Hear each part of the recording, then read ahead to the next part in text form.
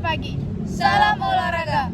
Perkenalkan, kami dari kelompok 1 mata kuliah Pendidikan Kewarganegaraan dari kelas PJKRH Stambuk 2022, program studi Pendidikan Jasmani Kesehatan dan Rekreasi.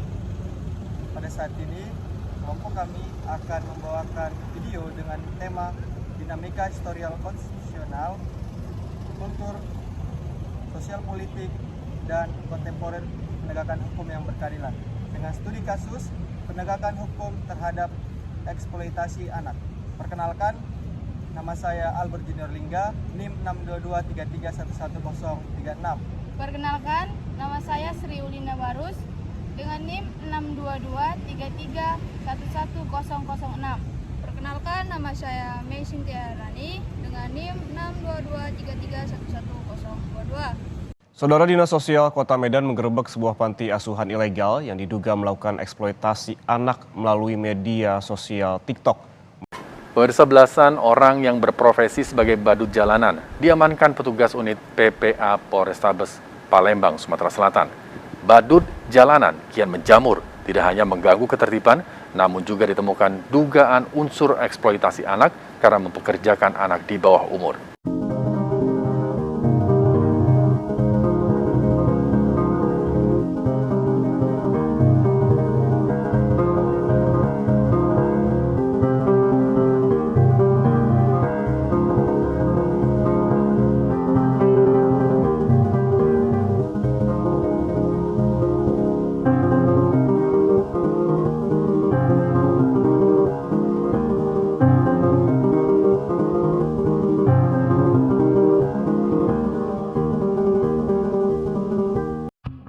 Kasus eksploitasi anak dijadikan pengemis di jalanan masih marak terjadi. Bahkan kasus terbaru, anak yang dipaksa menjadi pengemis merupakan korban penculikan. Anak itu inisialnya adalah AS. Dia diculik pamannya di Cilegon. Selama 23 hari, AS diculik untuk mengamen dengan kostum badut dan mengemis di Jakarta. Modus mengemis bawa anak di jalanan ini macam-macam. Pernah dulu ada kasus bayi yang dikasih obat tidur terus digendong kemana-mana. Ada juga anak-anak bawa karung seperti pemulung, dipakaikan kostum badut, bahkan sampai ikut dicek untuk jadi manusia silver. Pemandangan kayak gini gampang banget ditemui di lampu merah atau di pinggir jalan, kayak kasus anak yang diculik tadi. Tindakan ini termasuk dalam eksploitasi anak kok. Kenapa sih kasus ini semakin marak? Padahal aturannya jelas dan hukumannya nggak main-main. Salah satunya ada di pasal 88 Junto, pasal 76 UU Perlindungan Anak. Pelaku bisa dipidana paling lama 10 tahun dan didenda paling banyak 200 juta rupiah. Lalu bagaimana pengawasan dan solusi yang tepat untuk mengatasinya? Simak liputan selengkapnya di Kumparan.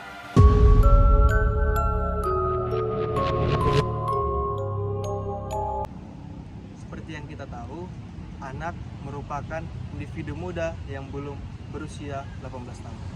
Anak dianggap sebagai individu yang usianya belum mencapai 18 tahun, ya.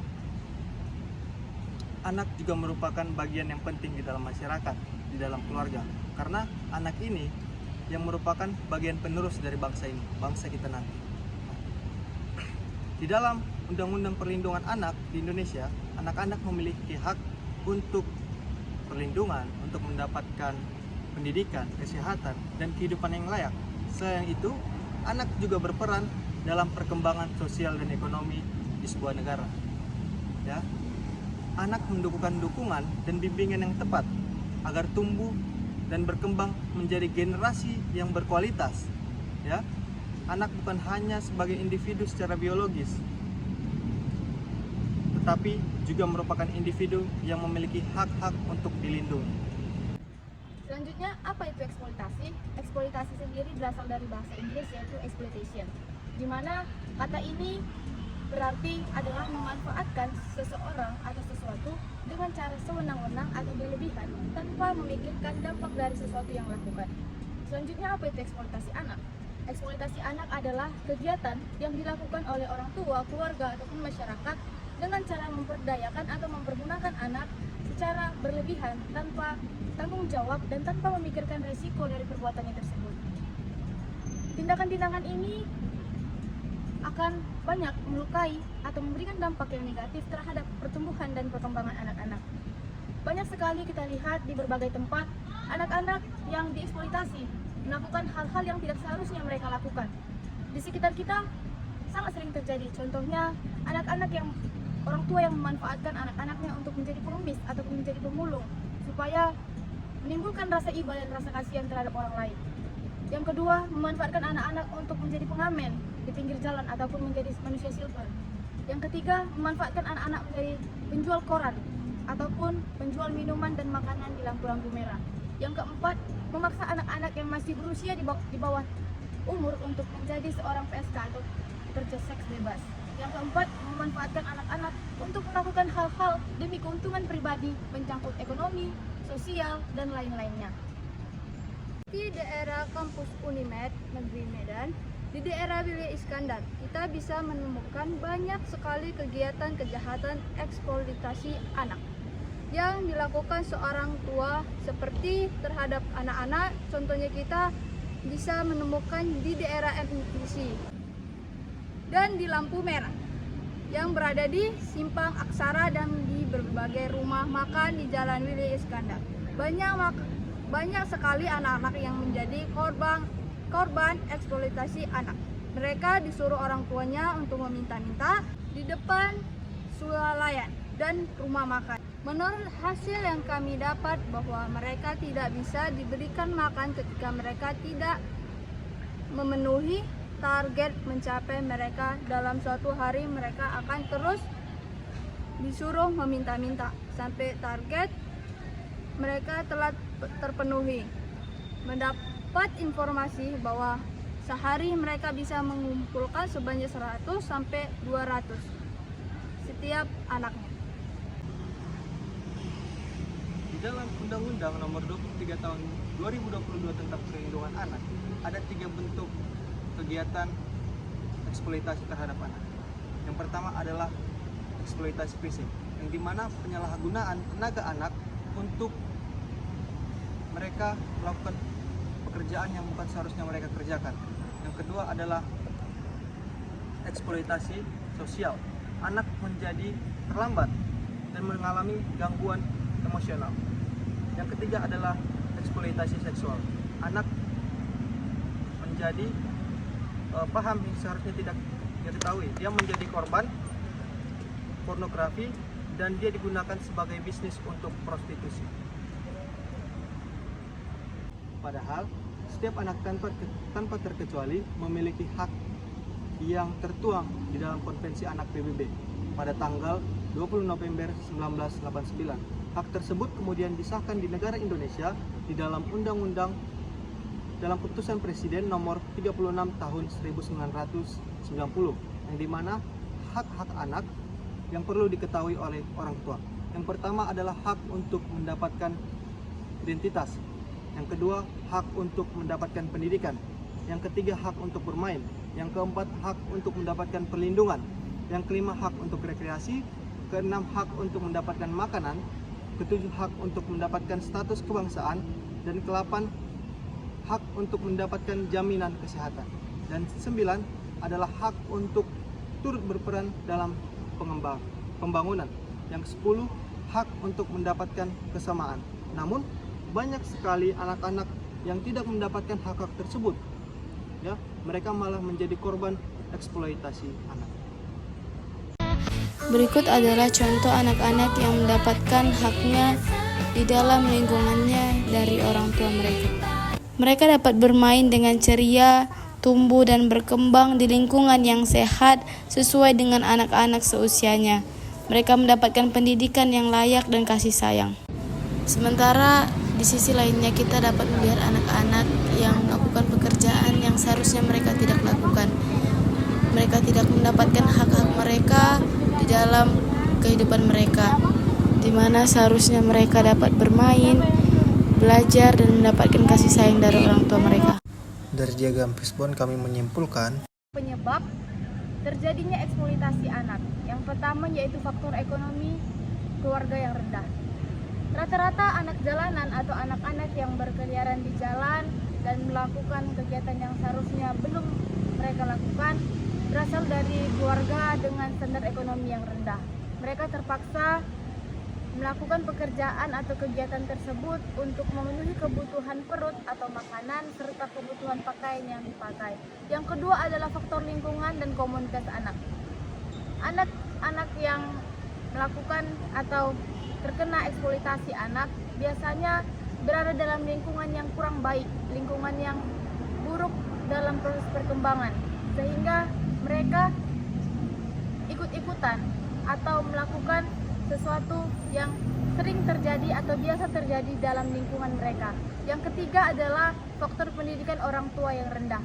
Faktor pendidikan orang tua yang rendah ini berpengaruh dalam proses pendidikan anak, di mana ketika seseorang orang tua tidak memiliki atau tidak berpengetahuan tentang apa saja hak dan kewenangan yang harus didapatkan anak, maka orang tua akan menjadikan anak ini sebagai sumber dari ekonomi mereka. Mereka jadi memanfaatkan anak ini sebagai pendapatan mereka. Yang keempat adalah faktor keretakan dan kekerasan kehidupan rumah tangga. Anak-anak yang melakukan kegiatan-kegiatan di luar dari kegiatan yang seharusnya mereka lakukan, faktor lainnya yang menyebabkan hal itu terjadi yaitu keretakan dan kekerasan dalam rumah tangga. Pertengkaran antara ibu dan anak yang memaksa anak untuk melakukan pekerjaan yang seharusnya belum mereka lakukan, ataupun pertengkaran dan perceraian antara ibu dan ayah yang menyebabkan anak terpaksa untuk melakukan kegiatan tersebut. Dampak eksploitasi anak. Yang pertama, anak berbohong, ketakutan, kurang dapat mengenai cinta dan kasih sayang, dan sulit percaya kepada orang lain. 2. Harga diri anak rendah dan menunjukkan perilaku yang destruktif. 3. Mengalami gangguan dan perkembangan psikologi dan interaksi sosial. 4. Pada anak lebih besar, anak melakukan kekerasan pada temannya dan anak yang lebih kecil. 5. Kesulitan untuk membina hubungan dengan orang lain. 6. Kecemasan berat, panik, dan depresi. Anak mengalami sakit fisik dan bermasalah di sekolah. 7. Abnormalitas atau distorsi mengenai pandangan terhadap seks. Ke-8. Gangguan personality. Ke-9. Kesulitan dalam membina hubungan dengan orang lain dalam hal seksual. Ke-10. Mempunyai tendasi dan untuk personality. Ke-11. Mengalami masalah yang serius pada usia dewasa. Berikut adalah solusi penegakan hukum yang efektif yang dapat dilakukan pemerintah untuk mengurangi tingkat eksploitasi anak di Indonesia. Yang pertama adalah penegakan hukum yang jelas. Pemerintah harus mengimplementasikan undang-undang yang mengatur perlindungan anak dengan lebih tegas dan menggunakan hukuman yang setimpal terhadap pelaku eksploitasi terhadap anak. Kolaborasi dengan organisasi internasional. Pemerintah dapat bekerja sama dengan organisasi internasional seperti UNICEF dan ILO untuk mengatasi eksploitasi anak secara global. Memungkinkan juga untuk pertukaran pengetahuan, pengalaman, dan sumber daya yang memperkuat untuk program perlindungan anak. Undang-Undang Nomor 35 Tahun 2014 tentang perubahan atas Undang-Undang Nomor 23 Tahun 2002 mengenai perlindungan anak menyatakan eksploitasi anak secara ekonomi harus diberikan perlindungan khusus. Dalam pasal 1 ayat 15 disebutkan bahwa perlindungan khusus harus diberikan terhadap anak yang menjadi korban eksploitasi. Selanjutnya adalah larangan dan sanksi. Terdapat larangan dan sanksi bagi pelaku yang melakukan eksploitasi terhadap anak, khususnya eksploitasi ekonomi, serta sanksi hukum terhadap tindak pidana eksploitasi anak. Tindakan pidana eksploitasi anak dapat meningkatkan penegakan hukum terhadap eksploitasi anak dan mencegah berbagai penyalahgunaan dan kekerasan terhadap anak. Sanksi hukum yang diterapkan oleh undang-undang di Indonesia yaitu sanksi hukum terhadap eksploitasi anak meliputi berbagai hal. Berikut sanksi pidana.